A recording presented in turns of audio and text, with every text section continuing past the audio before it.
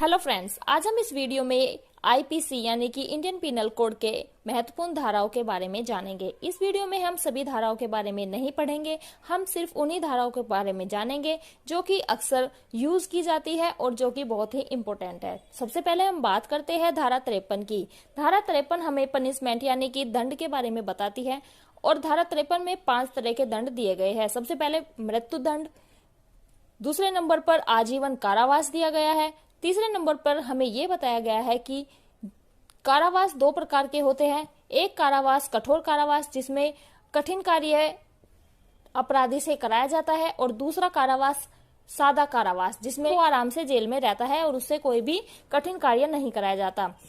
चौथे नंबर पर संपत्ति का संप्रहरण यानी कि जो प्रॉपर्टी है उसको जब्त कर लिया जाता है और 5वें नंबर पर फाइन यानी कि जुर्माना लगाया जाता है। अब हम आगे बात करते हैं धारा 54 की। धारा 54 हमें दंड में लघुकृत करना यानी कि जो इम्प्रिजमेंट दी गई है, जो भी पनिशमेंट दी गई है उसको कम करने के बारे में बताता है, जो कि एप्रोप्रिएट गवर्नमेंट के पास ये पावर होती है कि वो किसी भी व्यक्ति की डेथ पनिशमेंट को लाइफ इम्प्रिजमेंट में या फिर उससे कम पनिशमेंट में कर सकता है, यानी कि जिसको पनिशमेंट मिली है उसकी कंसेंट के बिना उसकी पनिशमेंट को कम कर सकती है। आगे हम बात करते हैं धारा 64 की। धारा 64 हमें बताती है कि जुर्माने की रकम के भुगतान में व्यतिकरण करने पर क्या दायित्व दिया जाता है, यानी कि अगर किसी व्यक्ति के ऊपर फाइन लगाया गया है और वो व्यक्ति उस फाइन को पे नहीं करता तो उसके बदले में उस व्यक्ति को क्या पनिशमेंट दी जाएगी। आगे हम बात करते हैं धारा 73 की, जिसमें एकांत परिशोध कारावास के बारे में बताया गया है, जिसको हम अंग्रेजी में सोलिटरी कन्फाइनमेंट बोलते हैं। ये एक एकांत कारावास होता है और जिसमें जो कैदी होता है, जो सजा भुगत रहा व्यक्ति होता है, उसको बाकी सभी कैदियों से अलग कर दिया जाता है और उसको एकांत में रखा जाता है। धारा 74 में हमें एकांत परिरोध की अवधि के बारे में बताया गया है कि एक बार में किसी भी व्यक्ति को कितने समय के लिए एकांत परिरोध की पनिशमेंट दी जाती है। आगे हम बात करते हैं धारा 80 की। धारा 80 हमें विधिपूर्ण कार्य करने में दुर्घटना के बारे में बताता है, यानी कि अगर कोई एक्सीडेंट अनफॉर्चुनेटली हो जाता है वहां पर उस व्यक्ति को ये नहीं माना जाएगा कि उस व्यक्ति ने कोई अपराध किया है, क्योंकि अगर किसी व्यक्ति से बिना किसी इंटेंशन से किसी व्यक्ति का एक्सीडेंट हो जाता है या फिर कोई भी ऐसा घटना हो जाती है जिसमें किसी व्यक्ति को हानि हो जाती है, एक्सीडेंटली होता है, तो वहां पर उस व्यक्ति को पनिशमेंट नहीं दी जाती। ये हमें धारा 80 में बताया गया है। आगे हम बात करते हैं धारा 96 यानी कि 96 की, जिसमें हमें प्राइवेट प्रतिरक्षा में की गई बात के बारे में पता चलता है कि किसी भी व्यक्ति को कब प्राइवेट डिफेंस का अधिकार होता है। आगे हम बात करते हैं धारा 100 की। धारा 100 हमें शरीर की प्राइवेट प्रतिरक्षा के अधिकार का विस्तार मृत्यु कारित करने पर कब होता है, यानी कि हमें ये बताया गया है कि कब किसी व्यक्ति को ये अधिकार होता है कि वो अपने सेल्फ डिफेंस में सामने वाले व्यक्ति की मृत्यु कारित कर सकता है, यानी कि उसकी डेथ कर सकता है।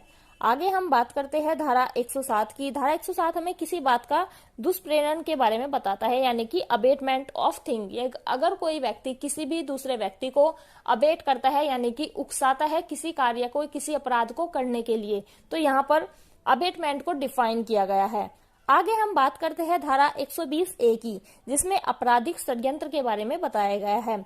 आपराधिक षड्यंत्र यानी कि क्रिमिनल कंस्पिरेसी। अगर कोई भी व्यक्ति क्रिमिनल कंस्पिरेसी करता है तो उस व्यक्ति को कम से कम 2 साल की सजा दी जाएगी, जिसको बढ़ाया भी जा सकता है। तो अब हम बात करते हैं धारा 375 की, जो कि हमें बलात्कार यानी कि रेप के बारे में बताता है। रेप की डेफिनेशन धारा 375 में दे रखी है। आगे हम बात करते हैं धारा 376 की, जिसमें बलात्कार के लिए दंड को परिभाषित किया गया है कि अगर कोई व्यक्ति किसी भी महिला का रेप करता है तो उसको कम से कम 10 साल की सजा दी जाएगी, जिसको बढ़ा करके लाइफ इम्प्रिजमेंट तक यानी कि आजीवन कारावास तक किया जा सकता है। उसके बाद हम बात करते हैं धारा 376D की, जिसमें सामूहिक रेप यानी कि गैंग रेप के बारे में बताया गया है और जिसमें कम से कम 20 साल की सजा दी जाती है, जिसको बढ़ा करके लाइफ इम्प्रिजमेंट तक भी किया जा सकता है। अब हम बात करते हैं धारा 354B की, जो कि हमें ये बताती है कि किसी भी महिला को निर्वस्त्र करने के आशय से उस पर हमला करना या आपराधिक बल का यूज करना। वहां हम 354B की बात करेंगे, यानी कि अगर कोई भी व्यक्ति किसी महिला को निर्वस्त्र करने के आशय से उस पर हमला करता है या फिर उस पर आपराधिक बल का इस्तेमाल करता है तो वहां पर धारा 354B का यूज किया जाता है। अब हम बात करते हैं धारा 354C की, जो कि दृश्य रतिका के बारे में बात करता है। यानी कि अगर कोई भी व्यक्ति किसी महिला को ताक झांक करके या फिर ऐसी स्थिति में देखता है जहां पर जिस स्थिति में वह महिला नहीं चाहती कि उसको कोई देखे और कोई व्यक्ति उस महिला को देखने के लिए ताक झांक करता है, वहां पर हम धारा 354C का इस्तेमाल करते हैं। अब हम आगे बात करते हैं धारा 354D की, जो कि किसी भी महिला का पीछा करने पर लगाई जाती है, जिसको हम स्टॉकिंग भी बोलते हैं। अगर कोई व्यक्ति किसी भी महिला का पीछा करता है तो वहां पर 354D धारा का इस्तेमाल किया जाता है। आगे हम बात करते हैं 304B। कोई भी व्यक्ति किसी महिला की मृत्यु इस आशय से कारित कर देता है कि उसको दहेज अधिक चाहिए, यानी कि दहेज के लिए किसी भी महिला की मृत्यु कारित कर देता है, तो वहां पर धारा 304B लगाई जाती है। आगे हम बात करते हैं धारा 494, जिसमें पति या पत्नी के जीवन काल में पुनः विवाह करना परिभाषित किया गया है। यानी कि अगर कोई भी पति या पत्नी अपने पति या पत्नी के होते हुए कोई दूसरा विवाह कर लेता है तो वहां पर धारा 454 लगाई जाती है। आगे हम बात करते हैं धारा 498A, जिसमें पति या पति के परिवार के द्वारा पत्नी के प्रति क्रूरता की जाती है, उस पति पर या उसके परिवार पर धारा 498 लगाई जाती है, जिसमें कम से कम 3 साल की पनिशमेंट है, साथ में फाइन भी लगाया गया है। आगे हम बात करते हैं धारा 366 हमें ये बताती है कि अगर कोई भी व्यक्ति किसी महिला से विवाह करने के लिए उस महिला का अपहरण करता है या फिर उसका व्यापहरण करता है या फिर उसको उत्प्रेरित करता है तो उस व्यक्ति पर धारा 366 लगाई जाती है। आगे हम बात करते हैं धारा 312 की। धारा 312 हमें गर्भपात कारित करना यानी कि कॉजिंग मिसकैरेज के बारे में बताता है। अगर कोई भी व्यक्ति किसी महिला का गर्भपात करता है तो उस व्यक्ति को कम से कम 3 साल की सजा दी जाती है और साथ में फाइन भी लगाया जाता है। आगे हम बात करते हैं धारा 313 की, जिसमें स्त्री की सहमति के बिना गर्भपात कारित किया जाता है। यानी कि अगर कोई भी व्यक्ति किसी भी महिला का गर्भपात कराता है और उस महिला की वहां पर कंसेंट नहीं होती, मर्जी नहीं होती, तो उस व्यक्ति के ऊपर धारा 313 लगाई जाती है, जिसमें उस व्यक्ति को कम से कम 10 साल की पनिशमेंट दी जाती है, साथ में फाइन भी लगाया जाता है। आगे हम बात करते हैं धारा 299, जिसमें आपराधिक मानववध यानी कि कल्पेबल होमोसाइड को डिफाइन किया गया है, जिसमें व्यक्ति हत्या का दोषी नहीं पाया जाता लेकिन उस व्यक्ति को मानववध करने की पनिशमेंट दी जाती है। आगे हम बात करते हैं धारा 300 की, जिसमें हत्या यानी कि मर्डर को डिफाइन किया गया है। धारा 302 में हत्या के लिए दंड को डिफाइन किया गया है कि अगर कोई व्यक्ति किसी भी व्यक्ति की हत्या करता है तो उस व्यक्ति को डेथ पनिशमेंट या फिर उसको लाइफ इम्प्रिजमेंट विद फाइन दी जाएगी। धारा 304 हमें यह बताती है कि अगर कोई व्यक्ति किसी भी व्यक्ति का आपराधिक मानव वध करता है यानी कि कल्पेबल होमोसाइड का अपराध करता है तो उस व्यक्ति को कम से कम 10 साल की पनिशमेंट दी जाएगी, जिसको बढ़ा करके लाइफ इम्प्रिजमेंट भी किया जा सकता है और साथ में फाइन भी देना होगा। आगे हम बात करते हैं धारा 304A की। धारा 304A नेग्लिजेंसी से मृत्यु कारित करना बताया गया है। अगर कोई भी व्यक्ति लापरवाही करके किसी भी व्यक्ति की मृत्यु कारित करता है तो उस व्यक्ति के ऊपर धारा 304A लगाई जाती है, जिसमें कम से कम 2 साल की सजा का प्रावधान है, साथ में फाइन भी दिया जाएगा। आगे हम बात करते हैं धारा 306 की, जिसमें आत्महत्या का दुष्प्रेरण के बारे में बताया गया है, यानी कि अबेटमेंट ऑफ सुसाइड। यानी कि अगर कोई भी व्यक्ति किसी व्यक्ति को आत्महत्या करने के लिए उकसाता है तो उस व्यक्ति को कम से कम 10 साल की पनिशमेंट दी जाएगी और साथ में फाइन भी लगाया जाएगा। अब हम बात करते हैं धारा 307 की। धारा 307 हमें हत्या का प्रयत्न यानी कि अगर कोई भी व्यक्ति किसी व्यक्ति की हत्या करने के आशय से किसी व्यक्ति पर हमला करता है तो उस व्यक्ति को कम से कम 10 साल की पनिशमेंट दी जाएगी, साथ में फाइन भी दिया जाएगा और उस पर धारा 307 लगाई जाएगी। आगे हम बात करते हैं धारा 308 की। धारा 308 हमें आपराधिक मानव वध करने का प्रयत्न यानी कि अगर कोई भी व्यक्ति कल्पेबल होमोसाइड करने का प्रयास करता है तो उस व्यक्ति को कम से कम 3 साल की सजा दी जाएगी, साथ में फाइन भी लगाया जाएगा। अब हम बात करते हैं धारा 319 की। धारा 319 में हमें उपहति यानी कि हर्ट के बारे में डिफाइन किया गया है। हर्ट होता है किसी भी व्यक्ति को चोट पहुंचाना, जो कि 319 में परिभाषित किया गया है। आगे हम बात करते हैं धारा 321 की। धारा 321 में हमें जानबूझकर उपहति करना यानी कि अगर कोई व्यक्ति जानबूझकर किसी व्यक्ति को हानि पहुंचाता है तो वहां पर धारा 321 लगाई जाती है। इसके बाद हम बात करते हैं धारा 320 की। धारा 320 हमें बताता है घोर उपहति यानी कि ग्रीवियस हर्ट। अगर कोई व्यक्ति किसी व्यक्ति को इस तरह से हार्म करता है, इस तरह से हानि पहुंचाता है कि उस व्यक्ति को ग्रीवियस हर्ट होती है, यानी कि उस व्यक्ति की किसी भी बॉडी पार्ट को वो इस तरह से हानि पहुंचाता है कि वो पार्ट डैमेज हो जाता है, तो वहां पर धारा 320 लगाई जाती है।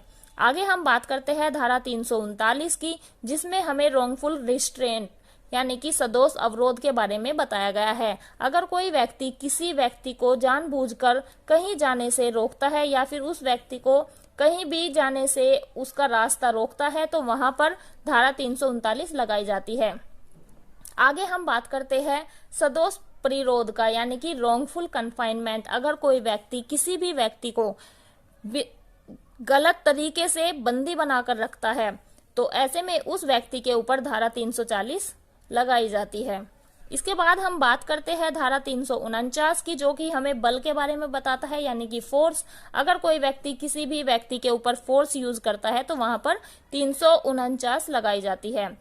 इसके बाद हम बात करते हैं धारा 350 की, जिसमें आपराधिक बल यानी कि क्रिमिनल फोर्स के बारे में बात की गई है। क्रिमिनल फोर्स यानी कि अगर कोई भी व्यक्ति किसी व्यक्ति के ऊपर क्रिमिनल बल का इस्तेमाल करता है तो वहां पर धारा 350 लगाई जाती है। आगे हम बात करते हैं धारा 351 की, जो कि हमें असॉल्ट यानी कि हमले के बारे में बताता है। अगर कोई व्यक्ति किसी व्यक्ति के ऊपर हमला करता है तो वहां पर धारा 351 लगाई जाती है। इसके बाद हम बात करते हैं धारा 359 की, जो कि हमें किडनैपिंग यानी कि व्यापहरण के बारे में बताता है। किडनैपिंग में कोई भी व्यक्ति किसी भी बच्चे का अपहरण करता है, यानी कि वह बच्चा 18 साल से कम एज का होना चाहिए, माइनर होना चाहिए और अनसाउंड माइंड होना चाहिए। अगर कोई व्यक्ति माइनर है और अनसाउंड माइंड है और कोई व्यक्ति उस बच्चे का अपहरण कर लेता है, भले ही उस बच्चे की सहमति हो या ना हो, तो यहाँ पर उस व्यक्ति को अपराधी माना जाएगा। इसके लिए उसको कम से कम 7 साल की सजा दी जाएगी, साथ में फाइन भी लगाया जाएगा। आगे हम बात करते हैं धारा 362 की। धारा 362 बात करता है एब्डक्शन के बारे में। एब्डक्शन में लड़के के लिए 16 साल की एज निर्धारित की गई है और लड़की के लिए 18 साल की एज निर्धारित की गई है। यानी कि अगर कोई भी व्यक्ति किसी भी लड़के को जो कि 16 साल से ऊपर का है और किसी भी लड़की को जो कि 18 साल से ऊपर की है, उसकी मर्जी के बिना उसको एक स्थान से दूसरे स्थान पर ले जाता है या कहीं भी ले जाता है, तो यहाँ पर हम धारा 362 का इस्तेमाल करेंगे और ऐसे में ये माना जाएगा कि उस व्यक्ति ने उस दूसरे व्यक्ति को जिसकी मर्जी नहीं है उसको उसकी मर्जी के बिना कहीं ले जा करके अपराध किया है। आगे हम बात करते हैं धारा 370 की। धारा 370 हमें व्यक्ति का दुर्व्यापार के बारे में बात करता है, यानी कि ह्यूमन ट्रैफिकिंग के बारे में, जिसमें मनुष्य का व्यापार किया जाता है, यानी व्यक्तियों को बेचा और खरीदा जाता है, जिसमें कम से कम 7 साल की सजा का प्रावधान है, जिसको बढ़ा करके 10 साल तक किया जा सकता है और उसमें फाइन भी लगाया जाता है। आगे हम बात करते हैं धारा 171 के बारे में। धारा 171 हमें रिश्वत लेने यानी कि अगर कोई व्यक्ति रिश्वत लेता है तो उसके ऊपर लगाई जाती है और ये धारा 171 में रिश्वत को डिफाइन किया गया है। इसके बाद हम बात करते हैं धारा 141 की। धारा 141 बताती है विधि विरुद्ध जमाव यानी कि लॉफुल असेंबली। अगर 5 या 5 से अधिक व्यक्ति मिल करके कहीं पर भी एक जमाव कर रहे हैं तो इसको हम लेंगे यानी कि लॉफुल असेंबली। उसके बाद हम बात करते हैं धारा 146 की। धारा 146 हमें बलवा करना यानी कि राइटिंग के बारे में बताती है, यानी कि अगर कोई भी अनलॉफुल असेंबली जब तक वह शांतिपूर्वक जमाव कर रही है तो वो लॉफुल असेंबली मानी जाएगी, लेकिन अगर वो ही लॉफुल असेंबली दंगा करना शुरू कर देती है या फिर लड़ाई झगड़ा करना शुरू कर देती है तो वहां पर वो लॉफुल असेंबली अपराध करती है और जिसको हम राइटिंग बोलते हैं, जिसमें कम से कम 2 महीने की सजा दी जाती है और साथ में 1000 रुपए का फाइन भी लगाया जाता है।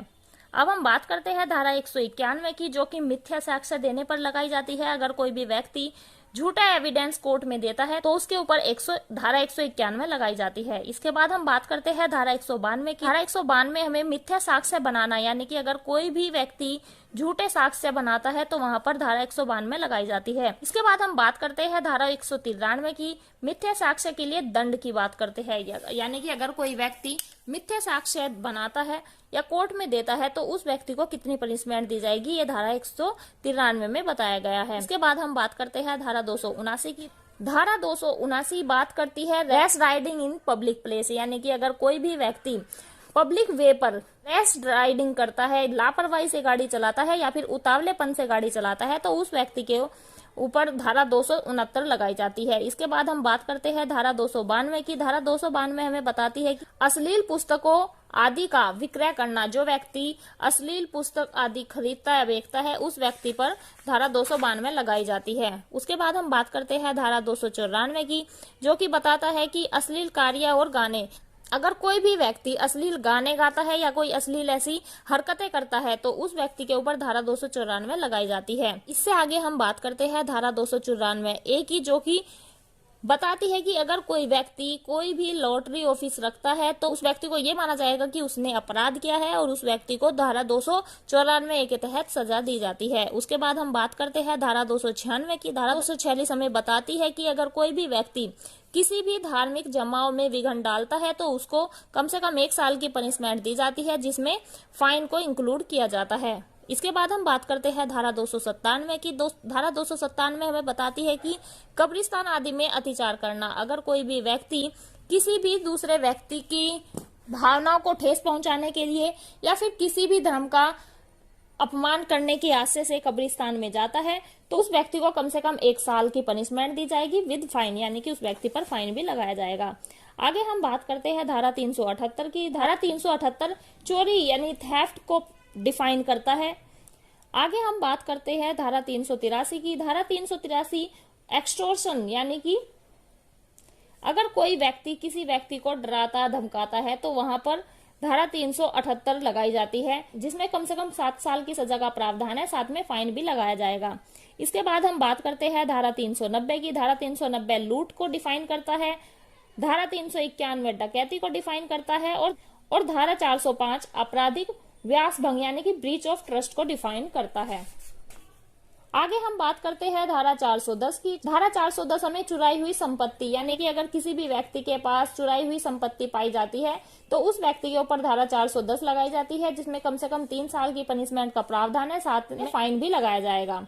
उसके बाद हम बात करते हैं धारा 415 की। धारा 415 हमें छल को बताती है कि छल क्या होता है। उसके बाद हम बात करते हैं धारा 441 की। धारा 441 हमें आपराधिक अत्याचार यानी कि ट्रेसपास, अगर कोई भी व्यक्ति किसी ऐसी जगह पर जाते हैं जहां पर उसका जाना वर्जित है या फिर कोई भी व्यक्ति किसी ऐसी जगह पर जाते हैं जहां पर किसी दूसरे व्यक्ति का प्राइवेट राइट है, तो वहां पर यह माना जाएगा कि उस व्यक्ति ने ट्रेसपास किया है और उसको धारा 441 के अंदर सजा दी जाएगी।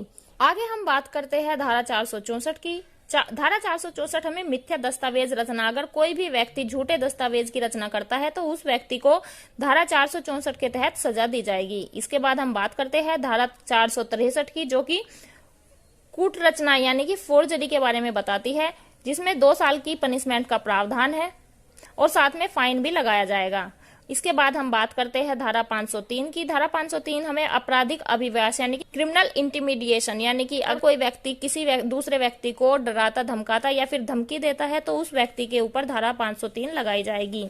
उसके बाद हम बात करते हैं धारा 499 की, जिसमें मानहानि यानी कि डिफेमेशन को डिफाइन किया गया है। अगर कोई व्यक्ति किसी दूसरे व्यक्ति को पब्लिक प्लेस पर ऐसी बात कहता है जिससे उस व्यक्ति की मानहानि होती है तो उस व्यक्ति के ऊपर धारा 499 लगाई जाती है और इसी के अंतर्गत उस व्यक्ति को पनिशमेंट दी जाती है। तो दोस्तों, ये थी हमारी आईपीसी की इम्पोर्टेंस धारा।